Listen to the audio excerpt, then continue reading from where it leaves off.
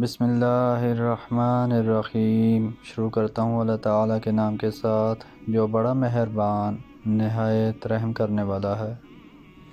صحابی رسول فضالہ بن عبید رضی اللہ عنہ کہتے ہیں کہ رسول اللہ صلی اللہ علیہ وآلہ وسلم نے ایک شخص کو نماز میں دعا کرتے سنا۔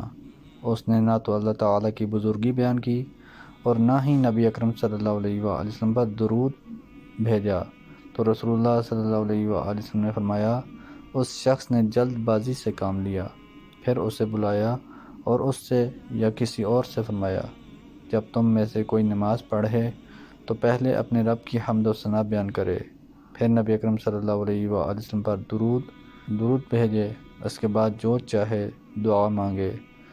ام المؤمنین عائشہ رضی اللہ عنہا کہتی ہیں کہ رسول اللہ صلی اللہ علیہ وآلہ وسلم جامع دعائیں پسند فرماتے اور جو دعا جامع نہ ہوتی اسے چھوڑ دیتے۔ حضرت ابو ہریرہ رضی اللہ عنہ سے روایت ہے کہ رسول اللہ صلی اللہ علیہ وآلہ وسلم نے فرمایا، تم میں سے کوئی اس طرح دعا نہ مانگے، اے اللہ اگر تو چاہے تو مجھے بخش دے، اے اللہ اگر تو چاہے تو مجھ پر رحم کر، بلکہ جزم کے ساتھ سوال کرے، کیونکہ اللہ پر کوئی جبر کرنے والا نہیں۔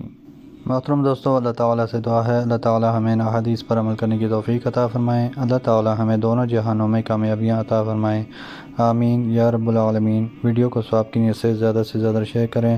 جزاکم اللہ خیرا کثیرا، والسلام علیکم ورحمۃ اللہ وبرکاتہ۔